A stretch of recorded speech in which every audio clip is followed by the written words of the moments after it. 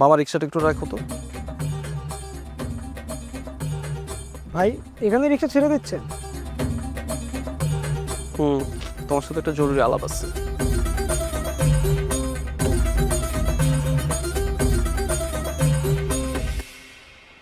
শুনো, তোমার নামে তো একটা কমপ্লেন পাইছি। কি বলেন ভাই, কি কমপ্লেন? কমপ্লেনটা হচ্ছে, আমাকে লাস্ট ক্লায়েন্ট বললো যে জামাই বউয়ের ছবি থেকে নাকি বান্ধবীর ছবি বেশি তোলা হয়েছে, তাও নাকি একটা স্পেসিফিক বান্ধবীর। এখন তুমি যদি এগুলো করো তাহলে আমি কীভাবে বলবো বলো?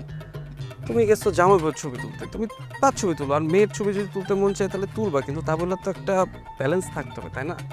আরে না ভাই, আমি তো সবার ছবি তুলছি। আর তাছাড়া ওরা অনেক রিকোয়েস্ট করতেছিল, আর কোনো মেয়ে রিকোয়েস্ট করলে তো আমি রিকোয়েস্ট ফেলাতে পারি না।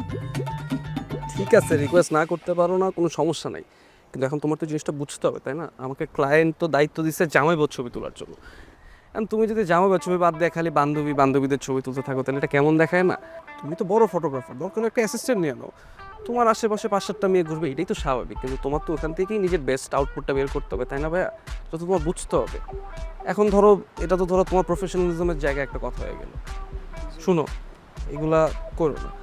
আর এই ওয়েডিং ফটোগ্রাফিটা একটা সরকারি চাকরির মতো, এখানে তোমার দায়িত্ববোধ, নিষ্ঠা সব থাকতে হবে। আবেগী অনুরাগী হলে হবে না ভাইয়া, বুঝছো? তো এরকম কমপ্লেন যেন আমার না শুনি। কিন্তু ভাই আপনি তো জানেন আমি কেমন, আমি তো এমন না। সেটা আমি জানি তুমি এমন ছেলে না, কিন্তু এখন এরকম কমপ্লেন পারলে তো আসলে আমার জন্য একটু কষ্ট হয়ে যায় না? তোমারও তো জিনিসটা বুঝতে হবে। যাই হোক, মন খারাপ করো না, ঠিকঠাক মতো ছবি তুলো, হ্যাঁ? চলো।